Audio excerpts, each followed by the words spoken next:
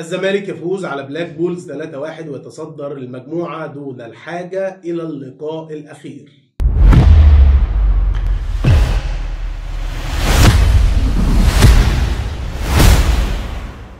يا مساء الخير على حضراتكم جميعا. عامل ايه يا صديقي العزيز؟ يا رب تكون بخير. في البداية فضلا وليس أمرا تدعم المحتوى اللي احنا بنقدمه وتعمل سبسكرايب، وأول ما تشوف الفيديو تنزل تدي اللايك اللذيذ والكومنت الجميل عشان صوتنا يوصل لكل الناس.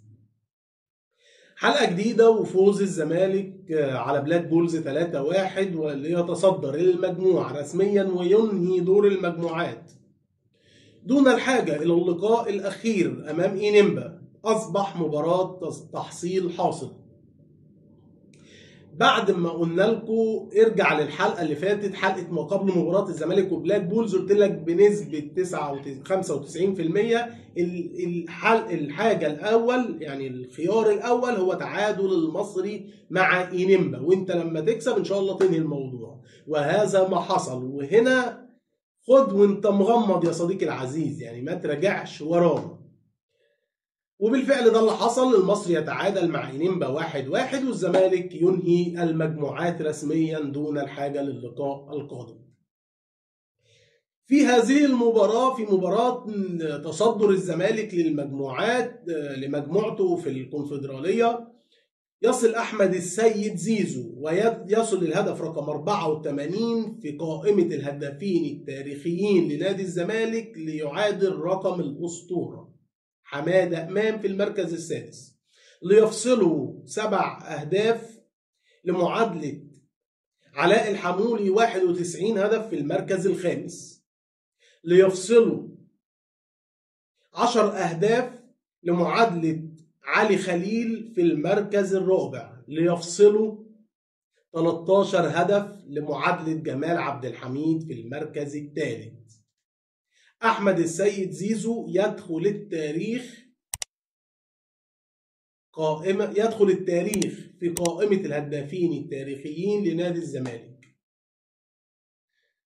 استمر يا زيزو، لأنك بتدخل تاريخ نادي الزمالك من أوسع الأبواب. أنت اتصنفت وبتتحط جنب ناس عظماء في تاريخ نادي الزمالك. كل حاجة النهاردة كانت حلوة، الفوز وإنجاز زيزو الجديد، دخوله اللي بيقرب في الهدافين التاريخيين لنادي الزمالك. نتمنى إن شاء الله إن زيزو يستمر ويحقق ويعدي كمان، يبقى الأول ليه لأ، نتمنى إن زيزو يعدي الأرقام دي كلها. محتاج ده يكون تحدي كبير قدام زيزو، وزيزو دايما عنده دافع إن هو يحقق كل يوم حاجة جديدة. الزمالك يفوز على بلاك بولز 3-1 في مباراة شوطها الأول كان سيء جدا. مش هنقول سيء جدا، كنا سيطرة واستحواذ بلا خطورة تماما. الزمالك بدأ اللقاء بالتشكيل اللي يعتبر قلناه هنا بشكل كبير: عمر جابر، الونش حسام فتوح، دونجا، شحاتة، عبد الله، زيزو، شلبي، حسام أشرف.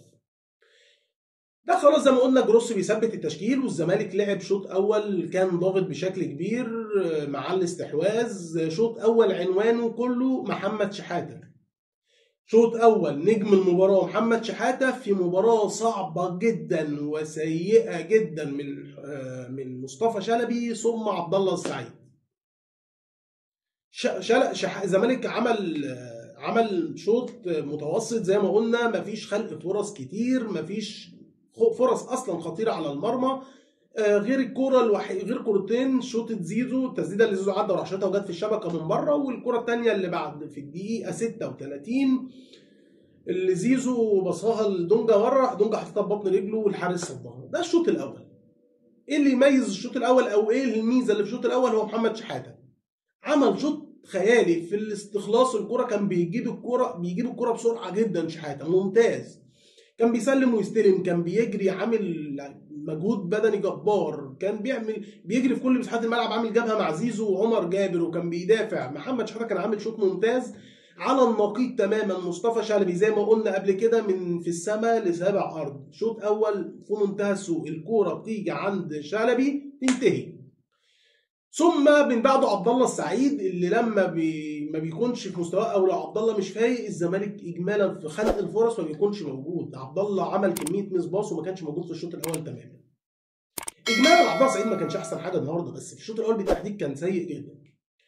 بدأنا الشوط الثاني، الزمالك لما حب يكسب داس بنزيم، سجل الهدف الاول في الدقيقه 51، والامانه هو هدف من تسلل واضح على احمد السيد زيزو، باصه من عمر جابر لزيزو، حطها الحارس غلط وقعت من ايده، ترجع لحسام اشرف يسجل الهدف الاول للزمالك. بعدها على طول في الدقيقه 53 الزمالك داس ثاني، بقول لك الزمالك داس بنزيم، كان عايز يكسب فقدر يشكل خطوره ويسجل.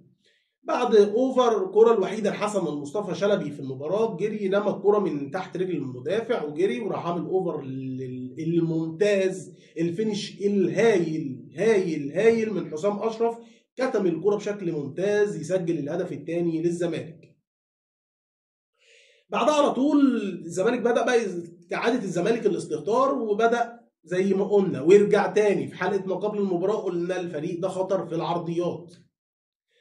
في الدقيقة 62 بلاك بولز يسجل الهدف الأول ويقلص الفارق، يبلي النتيجة تبقى 2-1 بعد عرضية وخطأ كارثي من محمود حمدي الونش. ما كنتش أتمنى إنها تيجي من الونش، بس قدر الله ما شاء فعل، غلطة من الونش تعدي منه الراجل يحطها المهاجم الهدف الأول لبلاك بولز. بعدها على طول في الدقيقة 67 قرر جروس يتدخل وينزل ناصر منسي وينزل بنتايج ويخرج شلبي وحسام اشرف، ولعب ببنتايج جناح. وفي الدقيقه 79 خرج عبد الله السعيد وخرج عبد الله السعيد وشحاته ونزل محمد السيد وشيكابالا. الزمالك بدا يحاول ينزل تحت شويه خوفا عن النتيجه، وبلاك بولز في الوقت ده بدا يشكل خطوره من تسديدات، من كره الانفراد اللي شالها عواد ممتازه، كام كوره بتسديده اللي قبل الجون، تسديده قويه، فكام كوره بداوا يشكلوا خطوره على استحياء، مش خطوره كبيره جدا يعني.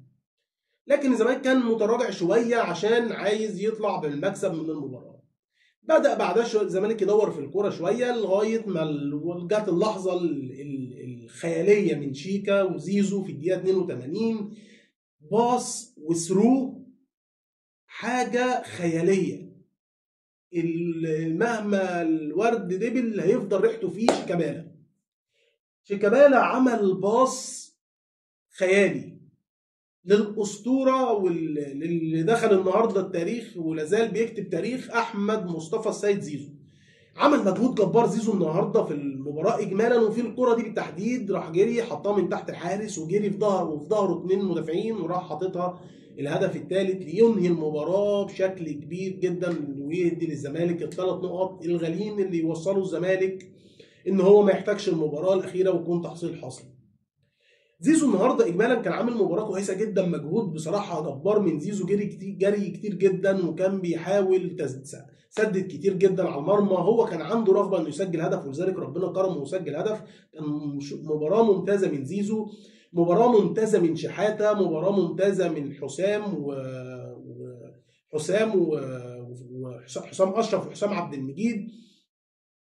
على النقيض عبد الله السعيد كان خارج الخدمه، وفتوح ما كانش احسن حاجه، الونش بسبب غلطه الجون، عمر جابر كان 50-50، ما كانش برضه عمر، لازال مستنيين عمر يرجع. عمر جابر بتاع الموسم اللي فات كان عامل موسم هايل عمر جابر، بس النهارده برضه كان عامل جبهه وشكل خطوره مع زيزو كتير، كان بيطلع كتير.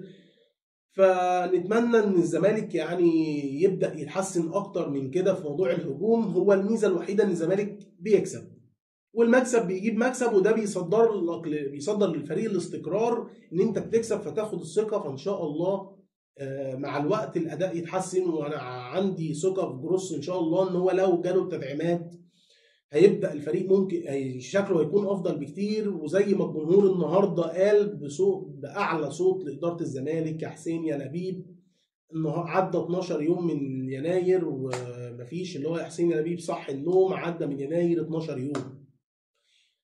هتاف كان قوي جدا من جمهور الزمالك، اتمنى ان اداره الزمالك وحسين لبيب يكونوا سمعوه، لان بالفعل عدى 12 يوم ومفيش لا حس ولا خبر عن صفقات ولا تدعيمات، والزمالك محتاج لعيبه لان الفريق زي ما قلنا ما عندوش غير 11 لعيب.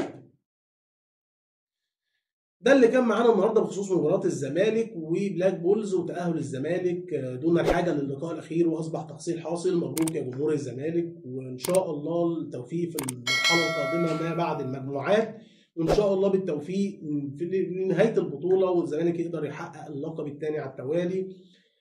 وان شاء الله يا ريت يعني نسمع يكون في تدعيمات عشان نقدر نحقق اللقب الثاني على التوالي. نتقابل ان شاء الله بعد كام ساعه بعد مباراه ريال مدريد وبرشلونه، وهيكون معانا تحليل ان شاء الله مباراه ريال مدريد وبرشلونه. نتقابل دايما على خير يا صديقي العزيز. كان معاكم اسلام دونجا في حلقه جديده من برنامج على الطاير. سلام.